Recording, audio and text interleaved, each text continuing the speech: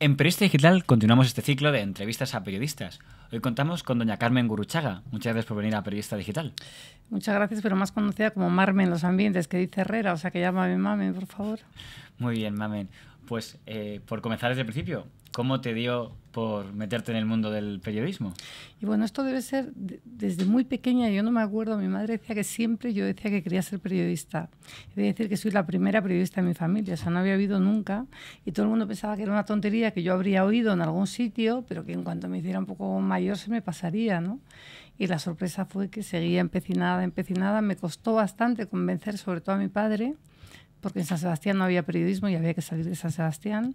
Entonces primero empecé otra carrera que acabé y luego hice las dos carreras a la vez, porque como soy del mes de septiembre, no cumplía 17 años hasta septiembre y mi padre no me quería dejar venir a Madrid tan jovencita. Y entonces empecé otra carrera, hice un año de esa otra carrera en San Sebastián y luego ya la acabé aquí con periodismo. Tú apostabas por el periodismo de papel, ¿no? En aquel momento. Y sobre todo empezó a ser conocida ya en Madrid, pero empezaste ya en el País Vasco. No, yo empecé a ser conocida en el País Vasco, muy conocida. Si no llego a ser tan conocida, probablemente ETA no se hubiera fijado en mí. Pero, yo me refería a Diario 16, pero antes de... No, yo empecé a trabajar haciendo prácticas en un periódico que se llamaba Unidad, que era un periódico del movimiento, y yo estaba estudiando la carrera y hice prácticas en ese periódico. Luego el periódico se desapareció. Además yo hacía prácticas en verano, es decir, el curso lo hacía en Madrid y en verano iba allí y hacía prácticas en ese periódico. Luego ese periódico desapareció, como casi toda la prensa del movimiento, y entré haciendo prácticas o como, yo qué sé, como quiera llamarse, en Diario 16 porque era gratis et amore, o sea, por eso, como fuera. O sea, ahí sí que no había... No, por eso no sé si en era prácticas, eso, nada, no había nada de eso. Eso. Y luego ya me quedé en Diario, pero vamos, empecé así. En aquella etapa, en el equipo de Diario 16 estarían pues Ricardo Arqués, Melchor Miralles, ¿o surgieron después? No, Ricardo Arqués llegó mucho después, porque Ricardo Arqués viene de Della. Ricardo Arqués fue una de las personas, junto con Carlos Echeverri, otro periodista de Della, que investigaron lo de los GAL. Fueron los primeros que tuvieron pruebas físicas de los GAL. Y en un momento determinado en que el Partido Nacionalista Vasco y el Partido Socialista llegaron a un acuerdo de tú te callas en uno de los GAL y yo me callo en uno de las tragaperras, entonces Ricardo Arqués no quería comerse toda la información y fue a Diario 16, habló con Pedro J. y Pedro J. lo contrató y publicó toda la información que tenía en Diario 16, pero eso fue mucho después. Pero ¿lo de las tragaperras qué era? Lo de las tragaperras eran unas máquinas que casualmente casi todas las licencias eran máquinas tragaperras que daban mucho dinero. Y casi todas las licencias recaían en personas próximas al PNV, era un poco así chanchullo, ¿no? Y entonces, bueno, pues nosotros en Diario investigamos eso. El Partido Socialista tenía toda la información de las tragaperras, pero es que el Partido Nacionalista tenía casi toda la información de los GAL gracias a la Archancha. Entonces hicieron un acuerdo entre ambos, se callaron ambos y ya está. En aquella etapa de los años 80, el terrorismo siempre está marcado como era la peor etapa en cuanto a terrorismo. Tú hacías prensa en el País Vasco en Diario 16, con lo cual venían tanto los atentados del GAL, yo he visto alguna firma tuya en algún atentado de asesinato en Francia, de no sé qué, militante, y también me imagino que muchos de los brutales atentados de ETA que había en aquella época. ¿Qué recuerdas de ser cronista de ese tipo de...? Recuerdo que te odiaba todo el mundo. Te odiaban los etarras porque publicabas que eran lo que eran y te odiaban los del gobierno porque publicabas que los GAL procedían de donde procedían. Así que no había manera de cobijarse debajo de ningún paraguas. Fue una época dura. Para ser periodista fue una época dura porque no te quería nadie. Eres como un apestado en todas partes, ¿no? Yo tuve la inmensa suerte, y lo quiero decir porque no me duelen prendas, de que en aquel momento Pedro J. Ramírez era de esos directores que te protegía, que no te sentías sola y que no entregaba tu cabeza ni a los unos ni a los otros, ¿no? Entonces yo creo que gracias a eso yo pude hacer las crónicas que hice. Probablemente con otro director en otro periódico o en la España de hoy no las hubiera podido hacer. Llama la atención que en aquella época, y he podido verlo porque en una ocasión me permitieron ver algún vídeo de aquella televisión española, el señor Corcuera, antes ministro de Interior, acusaba al señor Ramírez de poco más de hacerle el juego a ETA por publicar sobre los GAL y que parecía un segundo Egin, lo cual llama poderosamente la atención si se tiene en cuenta que años después se le acusaba de ser de extrema derecha y de ser pro-GAL. Y ¿cómo es eso que primero les acusan de ser a un sector de ser pro-ETA y luego a los mismos de ser pro-GAL?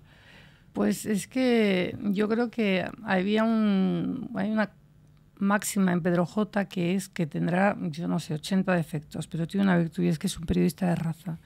Y es muy raro que pueda mirar para otro lado si tiene una buena noticia.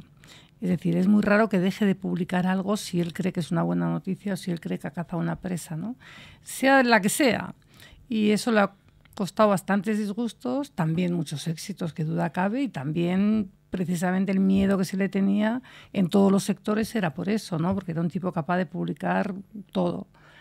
Y ahí había una coctelería en Madrid que después de la transición, en el año 80 o así, que tenía cócteles con los nombres de los distintos periódicos. Y, por ejemplo, El País, pues Ginebra con no sé qué, el ABC, Pipermín con no sé cuántos. Y entonces el del Mundo era Ginebra y cabe de todo. Pues no era un periódico que se pudiera encasillar, ¿no? Probablemente por eso era por lo que le acusaban de una cosa y de la contraria.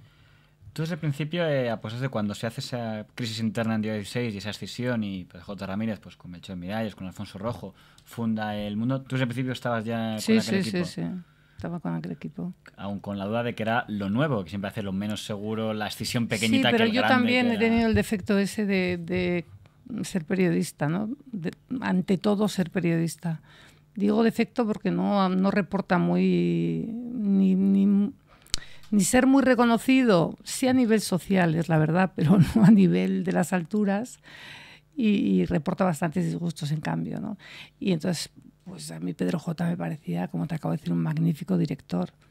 Que le cesaran por motivos políticos y por intereses políticos y por presiones políticas, a mí me pareció tremendamente injusto, porque el éxito profesional de Diario 16 era constatable y a él le habían felicitado por el subidón que había pegado a un periódico que había recogido casi quebrado, ¿no?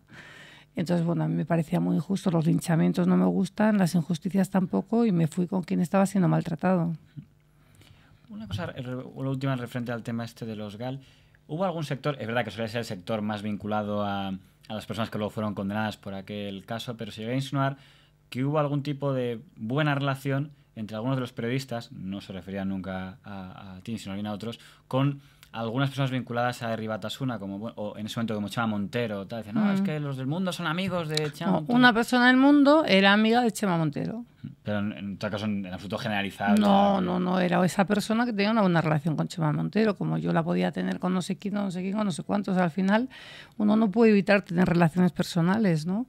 Y yo a esa persona le puedo censurar por otras cosas, pero desde luego no por la relación que tuviera con Chema Montero en un momento dado, porque también tenía una magnífica relación con Chema Montero Calleja, por ejemplo. Entrevista. Sí, Chema Montero era un tipo muy amable, y de hecho luego acabó en el PNV, no sé si con carné, pero vamos... Sí, que rompió con el Mundo. Eso es, Abertzale, y era un periodista muy capaz, un abogado muy capaz. Él y Íñigo Iruín fueron los que consiguieron la legalización de Herri Batasuna, los estatutos para que legalizaran a Herri Batasuna en su día, así como ahora Iruín ha conseguido que legalicen a Sortu, en su día fueron los dos, Montero e Iruín. Y bueno, a mí me parece que cada cual tiene los amigos que tiene y él sabrá por qué los tiene, ¿no? Es verdad que eran amigos, pero no me parece censurable. Y también es verdad que juntos descubrieron una parte de los GAL que no había sido descubierta, que era la que no sirvió para nada porque está sin juzgar, pero era la muerte el asesinato de un chico que era una persona que había ido a vivir a Francia para no hacer la mili, que no tenía nada que ver con ETA. Y bueno, descubrieron cómo Amedo y Domínguez lo mataron para presionar al gobierno, porque el gobierno los había dejado tirados. El chico se llamaba García Goena. Y todavía hoy su viuda, Laura Martín, está pidiendo que se juzgue ese caso, ¿no? Porque es un caso clarísimo. Había testigos, había de todo, y todavía no sabemos por qué el juez Garzón no instruyó ese sumario y sí instruyó otros, ¿no? En un momento determinado empiezas a ser señalada por el tema de la prensa. En alguna entrevista has comentado que la primera aviso que tuviste de que podía pasar algo fue por una nota de Egin. Sí, no, es que un día yo soy de familia nacionalista, ¿no? Entonces tenía bastante buena información del mundo nacionalista. Entonces un día había unos bueno, había habido un lío en ETA y entonces los ETA políticos militares había reinsertado la mayor parte, habían dejado la lucha armada, y ETA militar censuraba eso y amenazaba a los que hacían eso.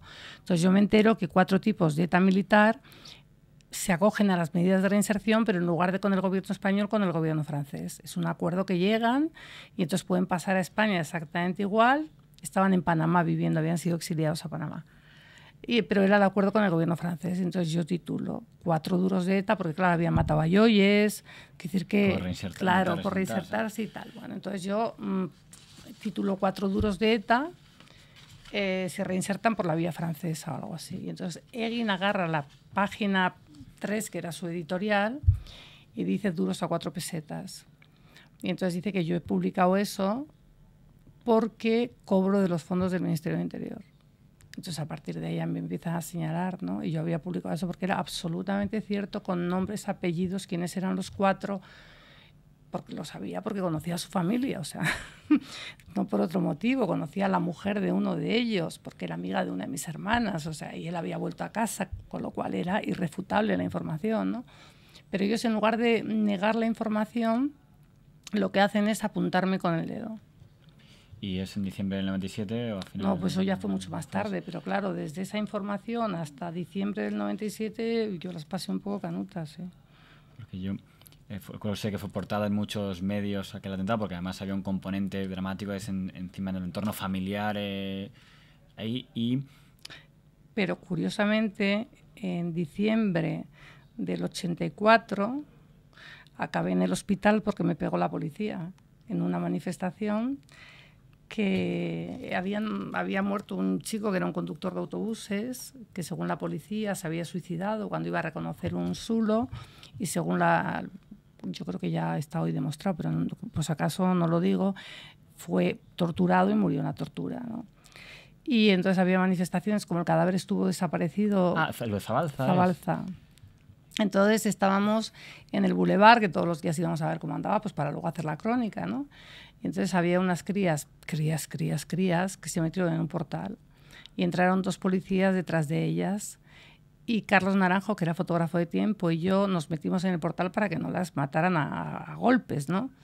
Y entonces, como yo soy alta, no os habéis fijado y se me ve bastante bien, llevaba tacones y un abrigo de piel, uno de los polis me esperó en la esquina, y cuando me iba ya, me dio que acabé en el hospital con la cabeza del fémur rota, un coágulo en un riñón, hecha papilla. ¿Qué opinión tiene de los que mandaban en aquel momento en Chaurrondo, que es un poco a quien se ha señalado siempre detrás del tema de Zabalza? No, yo he estado en contra de las torturas. Por eso digo que era muy difícil, era una época muy difícil, porque las torturas eran con otra persona a la que torturaron, o sea que no me la han contado, lo he visto y la conozco, ¿no? Y porque es que es familiar mío, entonces no me lo han contado. Y ahí sí se torturaba, había sitios. Yo me recuerdo un policía, no guardia civil, un policía del SUB, que yo le decía, ¿por qué no podéis hacer una investigación y ya detenerles cuando tenéis pruebas? Y él le decía, pues es que no les pegamos, ¿cómo van a decir lo que saben? Entonces yo decía, sí, pero es que en Francia, por ejemplo, que también los detenían, porque ya entonces los detenían, yo decía, pero hacen una investigación y cuando ya tienen muchas pruebas los detienen, entonces tienen pruebas, es igual que confiesen o no, o sea, la prueba no está basada en la confesión, porque además luego, cuando fue pasando el tiempo, pues para que al final había muchas veces que se caía la prueba porque estaba basada en una confesión, si se demostraba que había habido malos tratos, la prueba no valía. O sea, lo que valía era la investigación, ¿no? Y el caso Zabalza, yo creo que fue un momento en el que la policía hacía redadas, detenía a 12, y luego uno era malo y los 11 no eran, ¿no? Y se llevaban todos. Claro, y en este caso, era novio de una chica que era bastante regular. Entonces detuvieron a un montón y entre ellos a este chico, que era conductor de autobuses de Sebastián. Entonces este chico le acababan de operar, una operación bastante grave, y no estaba bien físicamente, no estaba recuperado del todo. ¿Y pues en cuanto? Y por eso fue por lo que debió morir. Siempre parece que en el había un debate entre, digamos, los periodistas contrarios al terrorismo, entre quienes decían, pues como puede ser a lo mejor el señor Ansón o el señor Zuluaga, que toda una crítica a las fuerzas de seguridad del Estado podía favorecer a los terroristas y quienes, pues como el señor Miralles o el señor Ramírez, pensaban que al revés, ayudaba si también se denunciaba... La primera que daba esa teoría era yo, porque yo era de allí y eso legitimaba más el terrorismo. O sea, en cuanto aparecía alguien torturado o alguien muerto o alguien... Eso legitimaba a los terroristas ante su gente, porque decían, bueno, pues eso es la democracia. La democracia es que un tío acaba en un hospital a base de golpes, no sé qué. O sea, que lo que hacían, igual que los GAL, lo que hacían era legitimar al terrorismo.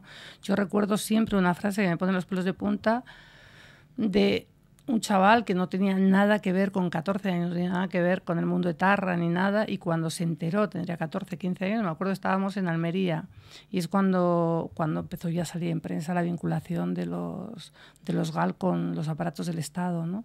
Y entonces dice el chaval que no tenía, insisto, nada que ver. Dice, pues ¿sabes qué te digo? Que terroristas por terroristas me quedo con los míos. Entonces, pues nada legitima más al terrorismo que el hecho de que el Estado actúe como terrorismo de Estado, ¿no?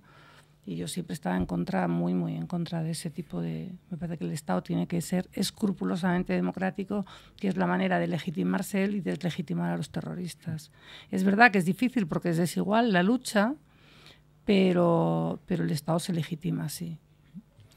Recuerdo haber leído poco después del intento de asesinato de que sufriste un artículo que escribiste en El Mundo donde decías que los periodistas no debían ser noticia, pero pese a ello ya te convirtió en noticia porque, por ejemplo, en una revista llamada Ardi Belcha con mucha frecuencia te atacaban a ti. Así, sí. Por ejemplo, este artículo firmado por Pepe Rey dice: el listado de periodistas de las campañas de intoxicación contra Euskal Herria tiene indispensables miembros en Euskal Herria, donde han cimentado su fama los Calleja, Landaburu, amén a la inefable Gurruchaga, que era como la cabecilla de los periodistas intoxicadores, en opinión de este sector, pues que podíamos considerar más próximo a... Yo lo que creo es que a ellos, en el fondo, les molestaba mucho, porque Calleja, Calleja se puede sentir vasco y tiene todo el derecho del mundo a sentirse vasco, pero Calleja no es de familia con pedigrí, porque no ha nacido allí, yo sí.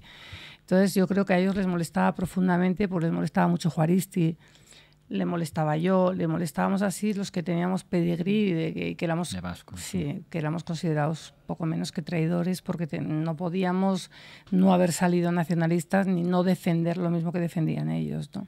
Y yo creo que nos tenían más manía, pero Pepe Rey en el fondo era un gallego, o sea que no sé qué corno pintaba ahí. Digo, era porque creo que se ha muerto. Me llama la atención, en internet hay todavía un documental llamado Periodistas, el negocio de la mentira, también de este periodista que citaba, y ahí dice la voz en off textualmente que eres una de las periodistas que más actúa en la campaña de demonización de Euskal Herria, y salen declaraciones tuyas. ¿Cómo se fue aquello? ¿Te pidieron colaborar en aquel documental? No, que va. Yo creo que aquello fue...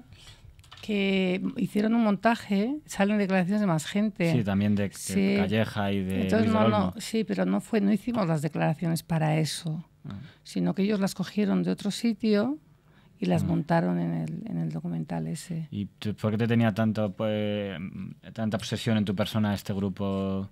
Yo creo que por eso, porque, por lo de ser vasca, claro, traidora, porque yo no podría, o sea, en su mentalidad tan estrecha, yo no podía pensar como pienso. Yo tenía que pensar de otra manera, ¿no? No podía hablar euskera, no podía, yo qué sé, una serie de cosas que para ellos son como, si haces esto no puedes hacer lo otro, ¿no? Y hablamos del sector, digamos, abertzale, pero vamos a hablar del sector, digamos, mayoritario, que sería el sector PNV, porque sé que en los medios públicos vascos, por ejemplo, en Radio Euskadi, había un programa más o menos de humor que hacía don Javier Vizcaíno. Cocidito madrileño, claro, ¿no? Que ahí sacaban con frecuencia cortes de tus intervenciones en radio para presentarlo como los españolazos de estos.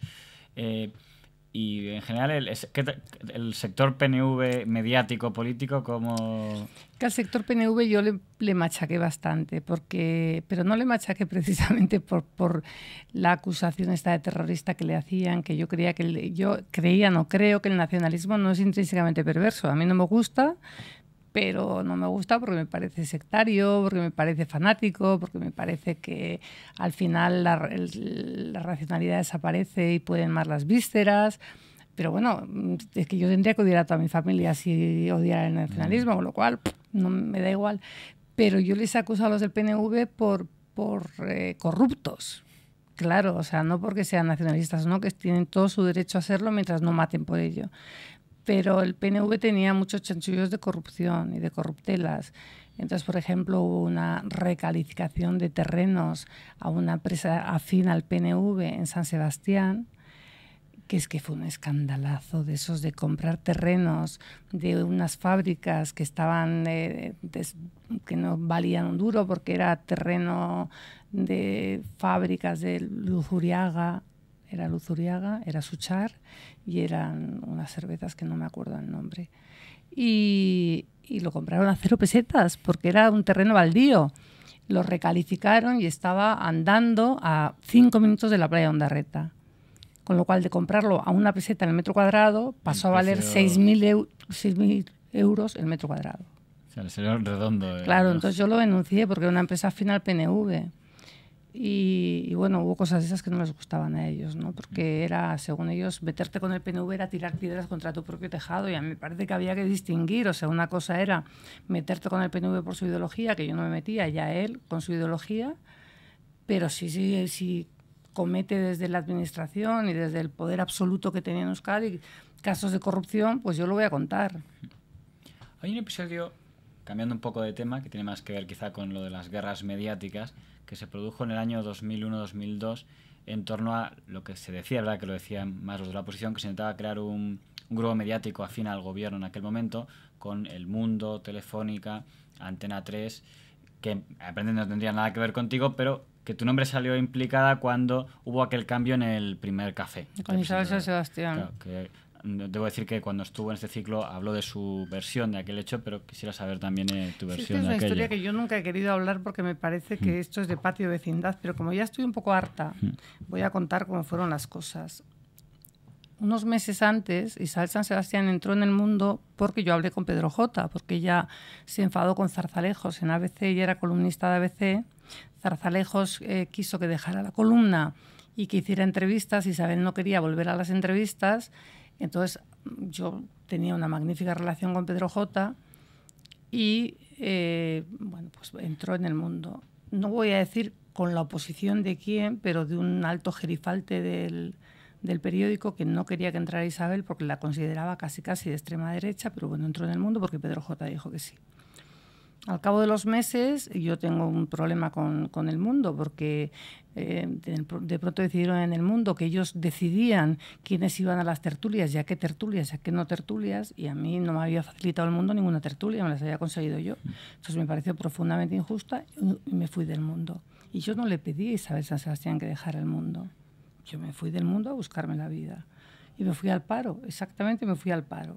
Tenía algunas tertulias, pero me fui al paro.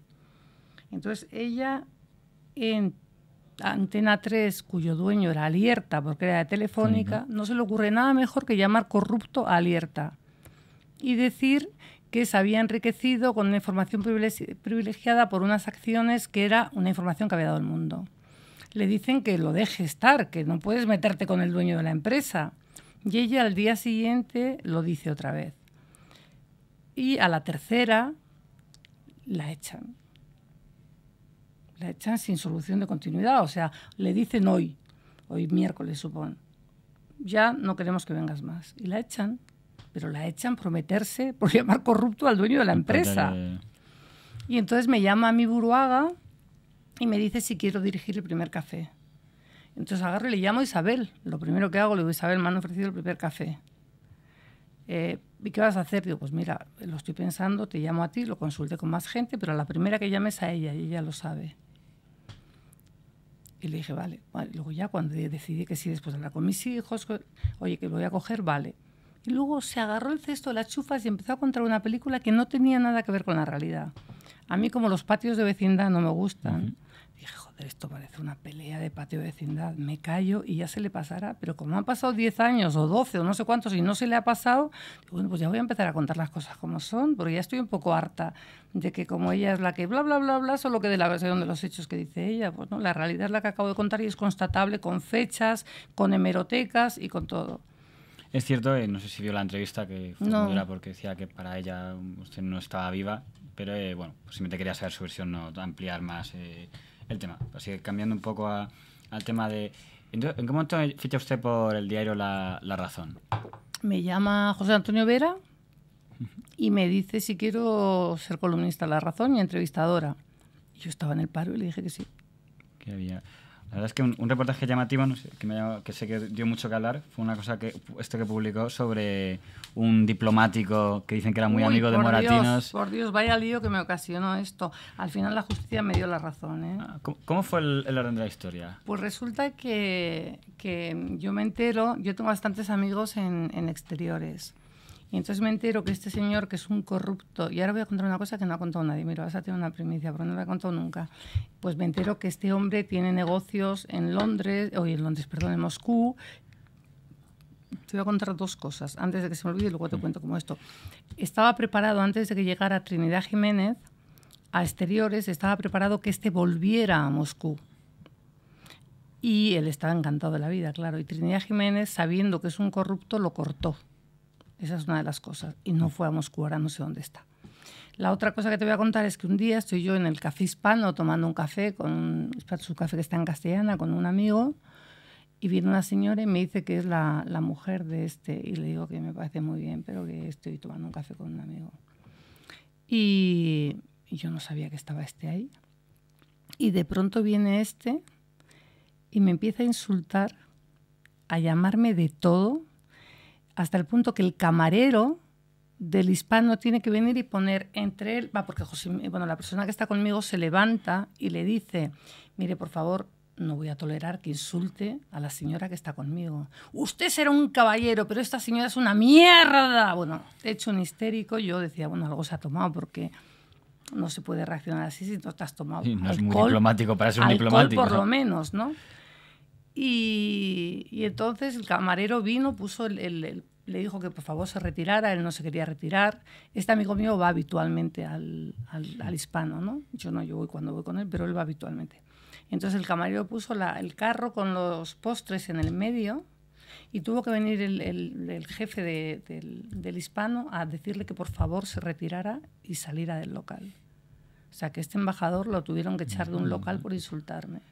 Esto no lo había contado nunca. Bueno, miento, se lo había contado a Moratinos.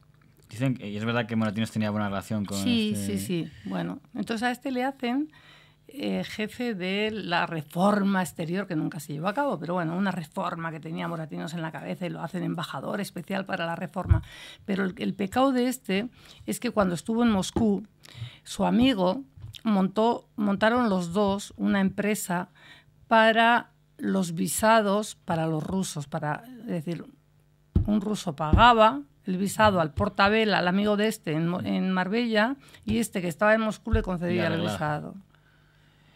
Y por esto él intentó que tanto usted Entonces, como el director... ¿Qué le pasó a él? Que él pidió cedencia en exteriores luego, pero cuando lo pidió es después de haber montado la empresa.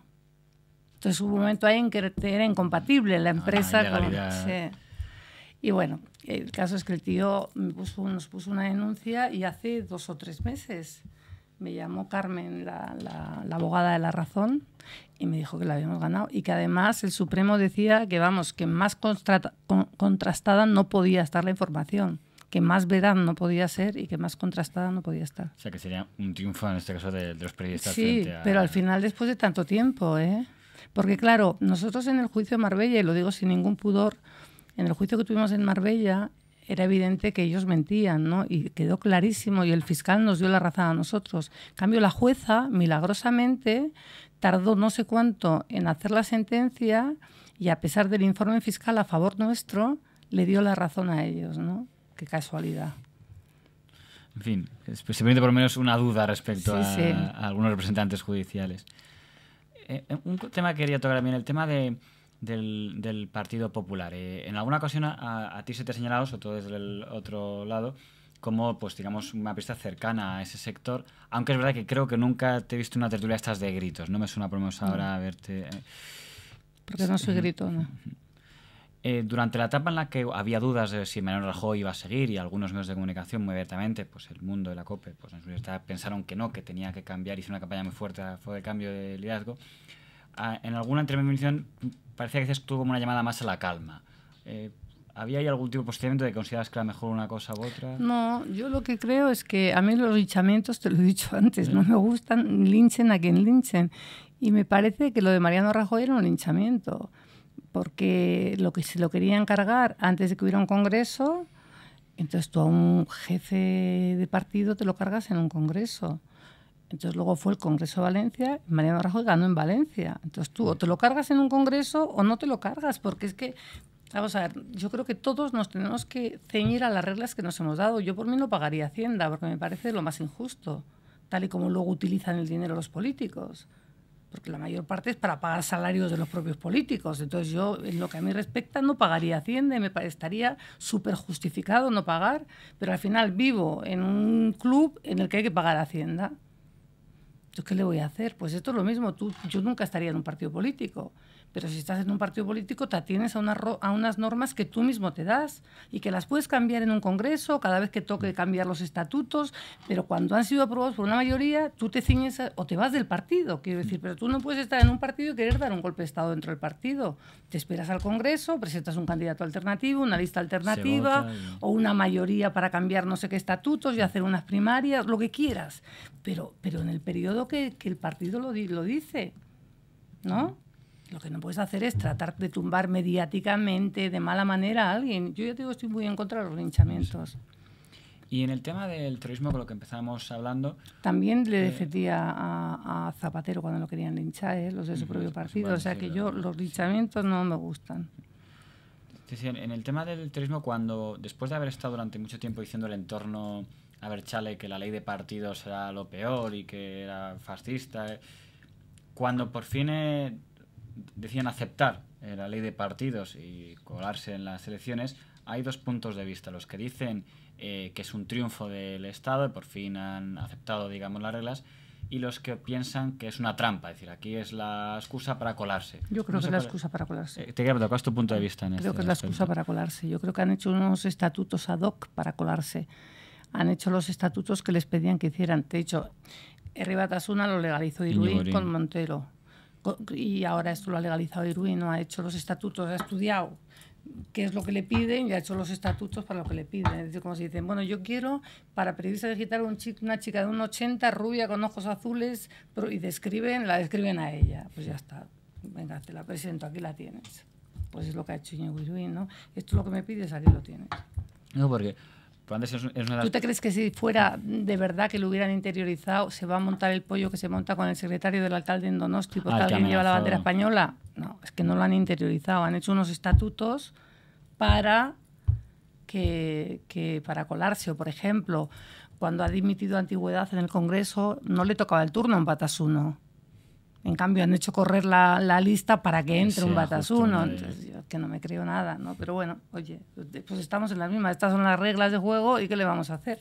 A mí me fastidia que normalmente en las reglas de juego siempre ellos nos llevan la delantera, ¿no? Esto es lo que me da mucha rabia, que el Estado de Derecho siempre reacciona y va por detrás.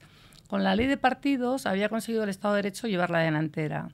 Pero ahora, como ellos tienen gente muy inteligente, 24 horas al servicio del mal, pues ya se las han ingeniado. Entonces ahora ya tienen 3 marcas legalizadas. O sea, ya tendrías que legalizar 3 marcas. Y además tienen una en el Congreso, o van a tener, no tienen una en el Congreso, una en el Parlamento Vasco y otra para municipales y autonómicas. Entonces sí, es muy complicado que vuelvan a estar totalmente legalizadas. Van a pasar muchas décadas.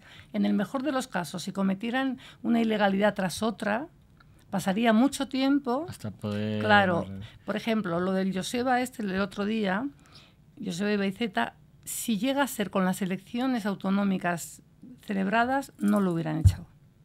Porque hubiera podido... Claro, pero ahora tenían miedo que le ilegalizaran Sortu y no se pudiera presentar a las elecciones autonómicas. Pues inmediatamente... Claro. Son muy listos para todo eres eso. Una de las periodistas que más ha investigado a los cabecillas de los terroristas, que es algo que durante un tiempo no se tocaba, se nos secaban los comandos y... Claro, así lo pagué. Y de hecho hay un libro que es muy revelador de pues, los nombres, ¿no? De Lamboto, Miquel Ancha... ¿Cómo sigue ese mundo? ¿Crees que ahora están más débiles? Que antes digo la parte estrictamente criminal, no la parte política. Parece que ya no hay líderes como antes. Yo creo que están cayendo todos los malos porque alguien está diciendo dónde están todos los malos. Entonces ahora han tenido un revés, digo el Estado de Derecho, ha tenido un revés con lo de Inés del Río y Truitiño, porque son malos, no están arrepentidos. o no están por la labor de que acabe así de una manera un poco gratis el terrorismo, pero lo demás están haciendo una historia que con ETA político-militar no salió bien, porque se quedó un reducto que luego fue ETA militar y todo el rollo, pero están un poco repitiendo la historia, ¿no? Es decir, vamos a facilitarle la salida a todos estos que quieren trabajar en política para que la base que les apoya vea que les va mejor trabajando en política que pegando tiros, consiguen más éxitos trabajando en política que pegando tiros. Un poco el discurso de Otegi, ¿no? No es tanto Claro. arrepentirse, sino como ahora ya es más útil, más práctico. Claro.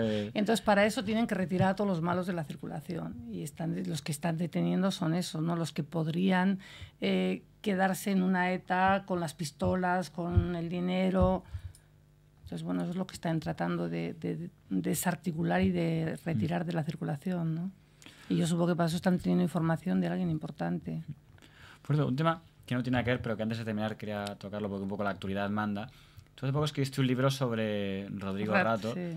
Y yo me preguntaba ahora, viendo lo que ha pasado, si piensas que él, como están enseñando algunos, engañó a gente o que ha sido utilizado con cabeza de turco. ¿Cómo lo ves? No, yo creo, y estamos otra vez con los linchamientos, ¿no? Sí.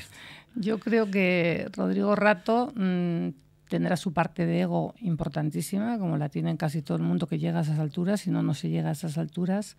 Yo creo que no engañó a nadie, te lo digo sinceramente, y si no diría lo contrario, ¿eh? O sea, que no tengo yo ningún prurito en decir lo que pienso. Yo creo que no engañó a nadie, pero era la cabeza visible de algo que se ha caído. Creo que el gobierno, o de Guindos, podría haber pinchado Bankia de otra manera. La pinchó, y Draghi lo dice, de la peor manera posible. Y en ese pinchazo hay que buscar una cabeza de turco. Y la cabeza visible era Rato. Entonces yo creo que le ha tocado bailar con la más fea. Veremos que yo creo que no va a quedar en nada. O sea, Rato le van a imputar por unos créditos que él no concedió, porque cuando llegó ya estaban concedidos, por una gestión que él no hizo, porque cuando llegó ya estaba Caja Madrid como estaba, hasta el punto de que el Banco de España valora más Bancaja que Caja Madrid. Y la de Valencia está mejor que la de según Madrid. El Banco de España, sí, cuando hacen la fusión, según el Banco de España vale más Bancaja que Caja Madrid. Sí, la responsabilidad también el equipo anterior. Claro, por eso digo, entonces yo no puedo entender que la cabeza de turco sea Rodrigo Rato sin que la cabeza de turco sea Miguel Ángel Fernández Ordóñez, la Comisión Nacional del Mercado de Valores y Blesa, que es el que dejó Caja Madrid como lo dejó, según el Banco de España. Entonces, bueno, yo creo que eso va a quedar en nada, pero supongo que el mal trago que está pasando Rodrigo Rato, porque esto lo podemos nosotros diseccionar y decir esto es así, bla, pero la mayoría de la gente dice Rato, sinvergüenza, nos ha robado, ¿no? Y para alguien que es honorable, porque yo creo que Rato es una persona honorable, incapaz de robar, pues complicado, ¿no? No debe ser plato de buen gusto. Y luego siempre decimos lo mismo, pues Rato también tiene mujer y también tiene hijos, y yo qué sé, y tiene una hija de 20 y pico, y no sé. Y a mí por eso los linchamientos me molestan bastante, ¿no? Pues a lo mejor porque me han linchado, pero vamos. Pues la última pregunta es un poco cómo ves la imagen del periodismo actual, porque se han juntado varias crisis a la vez. Una, el tema económico, por la crisis económica que afecta muy duro a los medios. Otro, el tema de las nuevas tecnologías. Y también el tema de imágenes. Se habla mucho de linchamientos y es verdad que a veces queda en la imagen de los espectadores que el periodismo tiene mucho que ver con linchar, o por lo menos en televisión, que son dos tertulias, pues esto es contra Zapatero, esto es contra el PP. Yo lo que pasa es que aquí voy a parecer abuelo cebolletas, ¿no? Pero me da un poco de rabia. Yo creo que el periodismo ha cambiado en esencia, ¿no? La esencia del periodismo, yo recuerdo que cuando yo era joven, mi máxima ilusión era conseguir informaciones que no tenía nadie. Y conseguir scoops, se decía, ¿no? Que no tenía nadie. Y eso podía ocasionarme broncas con el PNV, con los etarras, con el Ministerio del Interior, pero me daba igual. O sea, yo lo que quería era conseguir noticias. Y con el tiempo, los periodistas se han convertido en seres que se quedan en la mesa de la redacción esperando que el gabinete de prensa de tal ministerio o de tal consejería o de la comunidad les manden la información desde un gabinete que a veces es mucho más grande que la redacción del medio al que llega, ¿no? Y la lucha es desigual, quiere decir, el periodista deja de ser periodista y pasa a ser vocero del amigo que tiene en el ministerio tal o del amigo que tiene en la consejería cual. Y eso no es periodismo, a mi manera de entender, ¿no? Es verdad que es muy incómodo, y eso que en Madrid no tanto, porque es muy grande, pero en San Sebastián es muy incómodo encontrarte con los políticos que no te miran a la cara, en el colegio de los niños, en el no sé qué, que te ponen verde, que en una actitud muy machista dicen que tú te acuestas con no sé quién. Bueno, en el País Vasco esto el PNV estaba a la orden del día, te buscaban 17 novios porque no les gustaban tus informaciones, ¿no? Y era incómodo, pero bueno. Yo también he de reconocer que los medios tampoco tenían tanta dependencia de los anunciantes y ni de los partidos políticos, ni de la publicidad institucional, o por lo menos en el caso que ya te he dicho antes de Pedro J, que en ese sentido era muy independiente y no iba a entregar tu cabeza. Claro, si estás en un medio que por publicar una cosa van a entregar tu cabeza, pues no la publicas. La autocensura funciona mucho, ¿no? Y yo creo que es muy distinto el periodismo de ahora, y creo que además no se va a recuperar el periodismo anterior porque no hay dinero para hacer buen periodismo. El periodismo es muy caro. Mandar a alguien de enviado especial a no sé dónde es muy caro. Y entonces no hay dinero. Así que se está haciendo un periodismo de agencia de noticias o de gabinete de prensa, de gabinete de comunicación. Y eso no es periodismo. Tienen mucho más dinero los ministerios o las empresas que la empresa periodística. Entonces al final... Dejamos un mensaje un poco amargo de cara a la Sí, profesión. yo creo que ahora, de momento, está muy mal la profesión, es verdad, está muy mal, salvo escasísimas excepciones, pero es una profesión que está mal. Veremos a ver si evoluciona o termina, pero... Y está muy mal. Lo que no puede ser es que el gobierno de turno, para callar a no sé qué periódico, le meta no sé cuánto en publicidad, o la empresa de no sé qué le meta no sé cuánto en publicidad, ¿no? Pues eso está pasando. Entonces, como la empresa está necesitada de la pasta, o sea, el medio de comunicación está necesitado del dinero, pues al final... Pues nada, veremos a ver cómo evoluciona. Por pronto hoy, muchas gracias, Carmen, No, gracias a vosotros. por haber compartido este rato con Periodista Muchas Digital. gracias a vosotros.